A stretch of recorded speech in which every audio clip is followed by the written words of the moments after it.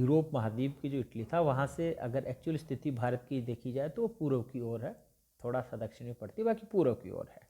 तो उस समय जब ये ज्ञान हो गया कि पृथ्वी गोल है तो उन्होंने क्या किया कि पश्चिम की दिशा से यात्रा आरंभ की कि इधर से चलेंगे तो भी घूम फिर के हम भारतीय क्षेत्र में पहुंच जाएंगे। तो उस समय तक अमेरिका का हमें नॉलेज नहीं था। तो उन जो नाविकों ने जो यात्रा तत्कालीन समय में की वो भारत के संदर्भ में की थी, भारत में पहुंचने के दृष्टिकोण से उन्होंने जो यात्रा की थी, भारत का लक्ष्य लेकर ही वो चले थे। तो जैसे ही वो बहामा द्वीपों के आसपास पहुंचे तो उन्होंने उसको इंडिया ही कहा और उस क्षेत्र का नाम इसी कारण से वेस्ट इंडीज है। भाई पश्चिम में आ गए ना, तो पश्चिम में तो इंडिया का पश्चिम भाग, इसलिए उसका नाम क्या हो गया, वेस्ट इंडीज, यानी हम इंडिया के पश्चिम भाग पे अब आ गए। ये था उनका वास्तविक। तो वेस्ट इंडीज उन्होंने देखा कि पश्चिम में जब हम गए तो पश्चिम की तरफ से इंडिया आ गया, तो उस तरफ से उन्होंने इसका नाम वेस्ट इंडीज उन्होंने उसका नाम रखा। तो ये इसके खोज की कहानी। तो नई दुनिया क्यों कहते हैं, खोज अमेरिका की जो है, देखो श्रेय तो जाता है क्रिस्टोफर कोलंबस को। हालांकि क्रिस्टोफर कोलंबस से पहले भी जो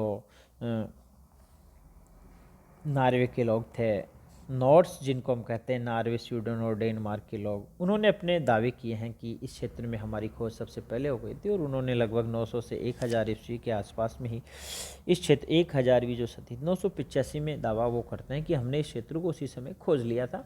और वो ग्रीनलैंड के कुछ क्षेत्रों में पहुंचे थे और अमेरिका, उत्तरी अमेरिका महाद्वीप के उत्तरी भाग यानी कि कनाडा के कुछ क्षेत्रों पे उन्होंने अपने दावे किए। लेकिन कालांतर में वो 500 साल का एक लंबा गैप हो गया और उसमें उन्होंने जो नॉर्स लोग थे उन्होंने वहाँ अपने कुछ विशेष उसका प्रकाशन में नहीं ला पाए, इसके कारण से उनके दावे थोड़े फीके पड़ गए। लेकिन ये दावा उन्होंने किया और ये लगभग प्रमाणिकता है उनके पास कि वो लोग पहले पहुँच गए थे। लेकिन वास्तविक रूप से जो इसका श्रेय जाता है वो क्रिस्टोफर कोलंबस को ही जाता है वहाँ जाने का। अब दूसरी बात रही अमेरिका का नाम, जो अमेरिका रखा गया वह भी एक नाविक के नाम के कारण ही रखा गया, जिसको अमेरिको वेस्को-पुग्गी के नाम से जाना जाता है। तो उसने उसके बाद में जब वो गए थे लगभग 2-4-5 साल बाद 1497 में अमेरिको वेस्को-पुग्गी नाम का जो नाविक था, इटालियन थे वो भी, और वो जब वहाँ पहुँचे तो उन्होंने मुख्य भूमि पे जब वो गए तो उन्हीं के नाम के आधार पे जो नाम है अमेरिका का वो अमेरिको वेस्को-पुग्गी रखा गया। तो अब एक वीडियो इसका जो मैंने अभी बनाया है वह काफ़ी लंबा हो चुका, तो इसके 2 पार्ट करके मैं आपको प्रस्तुत करूंगा। वीडियो भी कंटिन्यू हम इसको चला रहे हैं, तो इसके 2 पार्ट करके मैं आपको भेज दूंगा, है ना। तो आप इसको ध्यान से सुने। तो अभी मोटे मोटे जो जिक्र तथ्य थे उनका हमने किया, अब हम इसके और कुछ जो तथ्य बचे हुए हैं उनका भी हम यहाँ जिक्र कर लेते हैं।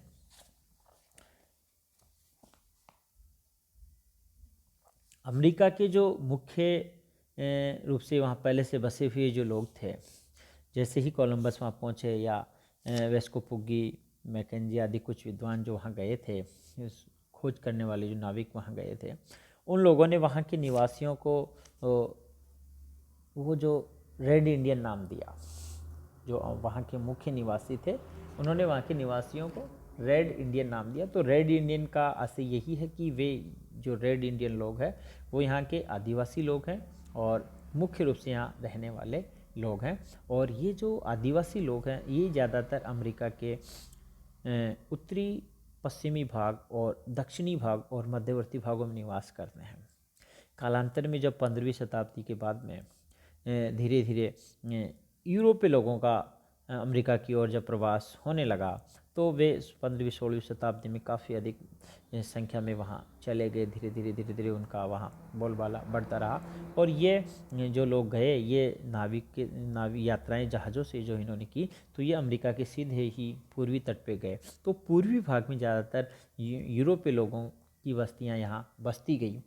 और 19वीं शताब्दी में तो एक ऐसी स्थिति आ गई कि बहुत अधिक जो यूरोपीय लोग थे उन्होंने काफ़ी अधिक मात्रा में प्रवास वहाँ किया और व्यापार के दृष्टिकोण से वो लोग वहाँ गए और अपनी आजीविका के दृष्टिकोण से वहाँ गए और उन्होंने वहीं अपने अधिवास जमा लिए। व्यापार उनका प्रारंभिक उद्देश्य था, लेकिन कालांतर में वो लोग बस गए। तो मैं ये आपको बताना चाह रहा हूँ कि अमेरिका की जो आबादी है उसका अधिकांश, मैक्सिमम जो पार्ट है, अधिकांश जो भाग है वो यूरोपीय लोगों का ही है। यूरोपीय लोगों ने ही जाके अमेरिका को उसको विकास की राह पे वो लेके आए हैं और उन्होंने ही उसका ज़्यादातर विकास कार्य, लगभग सारा का सारा विकास कार्य किया है। तो 19वीं शताब्दी में बहुत अधिक ज़्यादा काफ़ी लोग वहाँ पे बस गए और उन्होंने उसका सारा का सारा विकास की जो यात्रा है वो अमेरिका की विकास की यात्रा यूरोपीय लोगों के द्वारा ही लिखी गई है, यूँ हम उसको कह सकते हैं। तो अमेरिका में जो आपको गोरी चमड़ी वाले जो लोग दिखते हैं या गोरे रंग के जो लोग दिखते हैं वे लगभग सारे के सारे यूरोप से ही जाके वहाँ बसे। अब एक दूसरी बात यह है कि फिर जब 19वीं शताब्दी में वो काफ़ी वहाँ चले गए तो जाने के बाद उन्होंने वहाँ काफ़ी अधिक जो उसके दक्षिणी भाग में द्वीपीय भाग हैं या तटीय भाग हैं, जैसे फ्लोरिडा वाला है या वेस्ट इंडीज़ के द्वीपीय भाग हैं या पनामा से लेकर के मैक्सिको तक कुछ जो द्वीपीय भाग है, वहाँ उष्णकटिबंध वाले जो भाग थे वहाँ उन्होंने बागाती कृषि का आरंभ किया। और बागाती कृषि के अलावा संयुक्त राज्य अमेरिका के मध्यवर्ती भाग, एक समय था जब ये काफ़ी अधिक एग्रीकल्चर डेवलप उन्होंने वहाँ किया था मशीनीकरण के द्वारा। यूरोपीय लोगों ने उत्तरी अमेरिका महाद्वीप के मध्यवर्ती भाग और विशेष रूप से संयुक्त राज्य अमेरिका में, तो उनको बहुत अधिक मजदूरों की जब आवश्यकता थी बागाती कृषि या अन्य कृषि कार्यों के लिए, तो ये अफ्रीका में भी उनका साम्राज्य था यूरोपीय लोगों का। तो अफ्रीका, भारत वगैरह, एशिया और अफ्रीका से काफ़ी अधिक लोगों को वहाँ मजदूरी के लिए वो लेकर के चले गए। यही कारण है कि आज काफ़ी अधिक अफ्रीकी मूल के लोग और भारतीय मूल के विशेष रूप से लोग वहाँ देखने को हमें मिलते हैं। तो अफ्रीकों के जो लोग हैं वो वहाँ निग्रो श्रमिकों के नाम से उस समय में जाने जाते थे, वर्तमान में भी। अच्छा, एक बात आप इसको अभी और जोड़ के देख सकते हो कि वर्तमान में संयुक्त राज्य जो अमेरिका है विशेष रूप से, तो वहाँ और देखी जाए तो पूरे कनाडा और संयुक्त राज्य अमेरिका दोनों ही देश में कि दो प्रकार के वहाँ रंग भेद नीति भी वहाँ थोड़ी है। तो उसमें दो प्रकार के वर्ग हैं सामाजिक आधार पे, एक गोरे और एक काले। तो ये जो काले लोग हैं वे अफ्रीका के लोग जो थे वहाँ जा कर के बसाए गए थे खेती के दृष्टिकोण से मजदूर। लेकिन जब अमेरिका आज़ाद हो गया तो उसके बाद में सब स्थितियाँ पलट गई। लेकिन काफ़ी पहले ही उन लोगों को जब 15वीं-16वीं शताब्दी के बाद में ही जब अमेरिका यूरोपीय लोग वहाँ पहुँचे तो उन्होंने उसी समय से उनको वहाँ ले जाना आरंभ कर दिया था और काफ़ी अधिक मात्रा में ये लोग यहाँ से प्रवास करके वहाँ चले गए। और ये जो काले आपको त्वचा वाले लोग रंग के आधार पे जो दिखते हैं वो यहीं अफ्रीका और भारतीय समुदाय से गए हुए लोग हैं। यही कारण है कि आज भी पूरे संयुक्त राज्य अमेरिका अकेले में भी अगर हम बात करते हैं तो लगभग 20 लाख तो कम से कम मतदाता हैं। अभी चर्चा में आ रहा था कि 20 लाख मतदाता संयुक्त राज्य अमेरिका में हैं, तो कितने टोटल संख्या आप अनुमान लगा सकते हो कि ये तकरीबन 40 से 50 लाख लोग वहाँ होंगे भारतीय समुदाय के, मोटे मोटे रूप से अगर हम चर्चा करें तो ये तो हमने इसके जो भौगोलिक दृष्टिकोण से चर्चा योग्य बातें थी उनका हमने एक प्रकार से जिक्र किया कि किन किन तथ्यों का हम यहाँ जिक्र कर सकते थे। खोज के संदर्भ में मैंने बताया था कि संयुक्त राज्य अमेरिका की जो खोज है उसका श्रेय क्रिस्टोफर कोलंबस को जाता है। कोलंबस के बाद में वहाँ जो अमेरिको वेस्की को पुगी गए थे उनके नाम के आधार पे इसका नामकरण जो संयुक्त राज्य अमेरिका का जो नामकरण था वह अमेरिका रखा गया। अब हम चर्चा करें अगर इसके विस्तार की, तो यहाँ से आप इसको देख सकते हो कि यहाँ इसमें आ जाएगा क्षेत्रफल और विस्तार। तो ये जो इसके आउटर की चीज़ें हैं जैसे कि उत्तर में क्या है, दक्षिण में क्या है, पश्चिम में क्या है, पूर्व में क्या है, ये चीज़ें मैंने आपको मोटे मोटे रूप से मानचित्र दिखा के समझाने का प्रयास कर दिया है। अब हम देखेंगे इसका कुल क्षेत्रफल है जो लगभग 2,42,46,930 वर्ग किलोमीटर यहाँ दिखा रखा है। और इसका 90% भूभाग संयुक्त राज्य अमेरिका, कनाडा और मैक्सिको 3 जो देश हैं उनके द्वारा कवर कर लिया जाता है। ग्रीनलैंड और वेस्ट इंडीज़ का मध्य अमेरिका ये वाले जो भाग हैं ये। अच्छा, एक चीज़ इसमें और रह गई थी, ये तो क्षेत्रफल है, आंकड़े हैं जो आप इसको देख सकते हो, समझ सकते हो। ये जो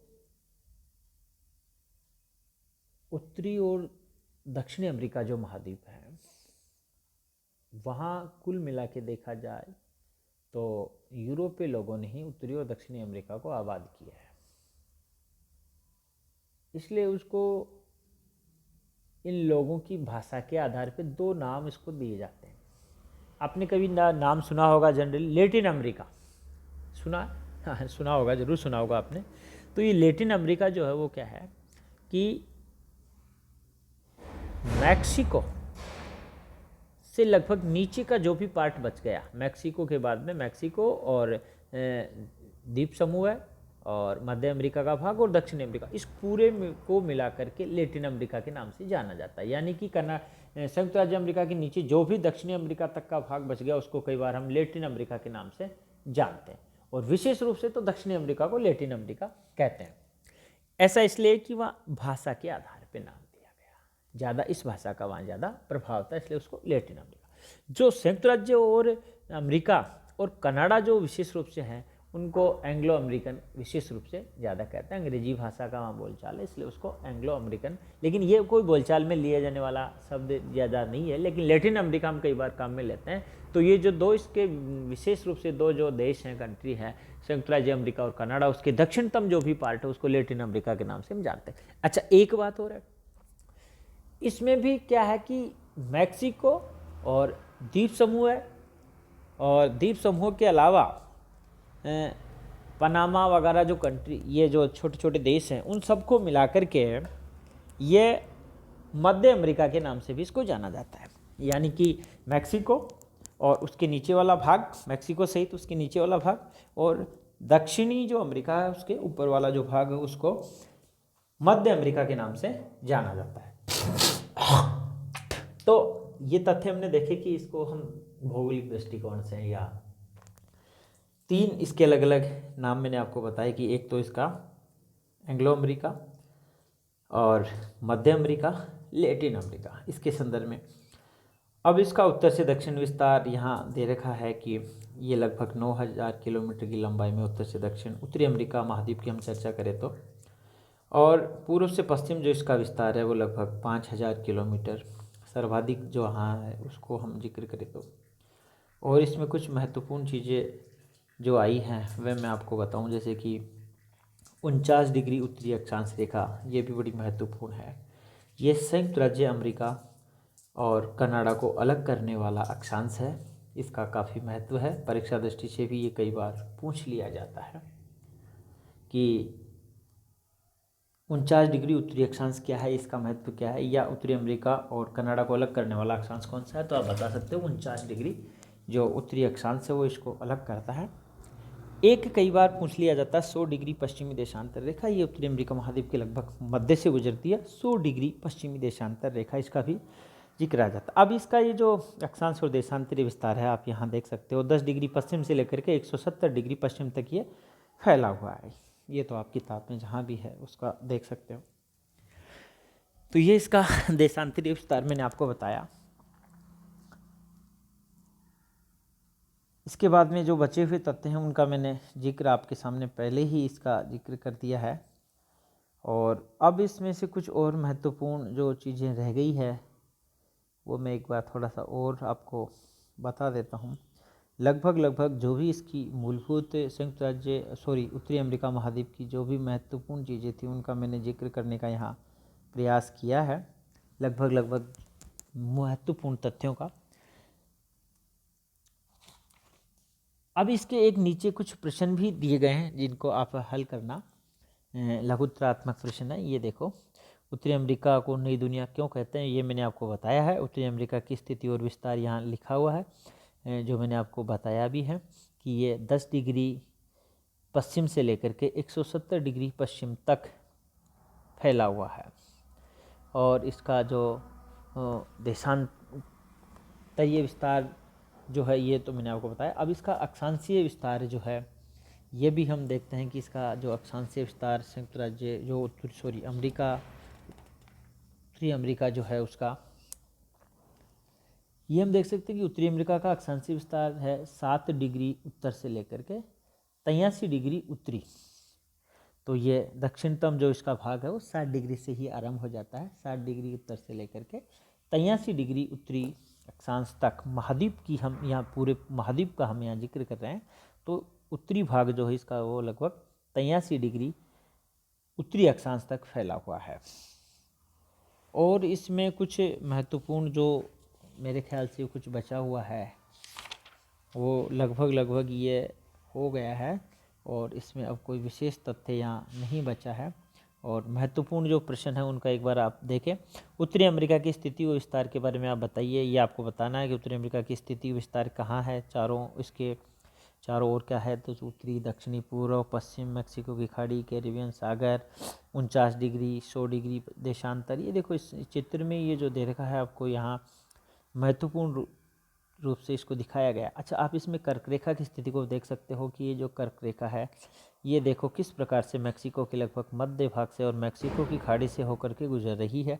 एक तो इस चित्र में आपको ये अच्छे से दिखाई दे रहा है, और दूसरा इसमें 100 डिग्री देशांतर रेखा जो लगभग इस उत्तरी अमेरिका महाद्वीप के लगभग मध्य से है, वो देखो कैसे इसको बिल्कुल स्पष्ट रूप से दो भागों में जो डिवाइड करती हुई आपको दिखाई दे रही है। इसको आप देख सकते हो। उत्तरी अमेरिका में कौन कौन से देश सम्मिलित हैं इनका भी आप ढूंढेंगे मानचित्र में, और यहाँ जो मैंने दिखाया है आपको मानचित्र, उसमें भी आप इसको देखेंगे। उत्तरी अमेरिका का अक्षांशीय और देशांतरीय विस्तार क्या है। जैसा कि मैंने अभी आपको बताया कि उत्तरी अमेरिका का अक्षांशीय देशांतरीय विस्तार 7 डिग्री उत्तरी अक्षांश से लेकर के 83 डिग्री उत्तरी अक्षांश तक इसका अक्षांशीय विस्तार, और देशांतरीय विस्तार मैंने अभी आपको इसका बताया था कि यह 10 डिग्री पश्चिम से लेकर के 170 डिग्री पश्चिमी देशांतर तक इसका देशांतरीय विस्तार है। तो जो इसमें बड़े प्रश्न हैं उनमें से आप उत्तरी अमेरिका की खोज किसने की थी, और उत्तरी अमेरिका की खोज से संबंधित नाविकों के नाम बताइए। मैंने जिक्र किया था उत्तरी अमेरिका की खोज करने वाले नाविक का श्रेय किसको जाता है, और अन्य जो विद्वान थे उनका भी मैंने जिक्र किया था कि 1000 ईस्वी के आसपास में जो नॉर्स लोग थे, जिनमें नॉर्वे, स्वीडन, फिनलैंड, उन लोगों ने भी वहाँ प्रयास किया और उन्होंने अपने ग्रीनलैंड वगैरह में बस्तियाँ अपनी बनाई थी। तो उसके अलावा भी मैंने आपको अमेरिको वेस्पुगी, मैकेंजी आदि का जिक्र तो किया है। उत्तरी अमेरिका को नई दुनिया क्यों कहते हैं, इसकी स्थिति विस्तार आदि का विस्तार से बताने का प्रयास करें। तो एक बार इसको अच्छे से आप करने का प्रयास कर सकते हैं। इसके आगे जो वीडियो आएंगे उसमें अमेरिका के शेष रहे जो उत्तरी अमेरिका महाद्वीप के शेष रहे जो पार्ट है महत्वपूर्ण, उसके विषय में हम आगे के वीडियो बनाएंगे। वीडियो सुनने के लिए आपको धन्यवाद।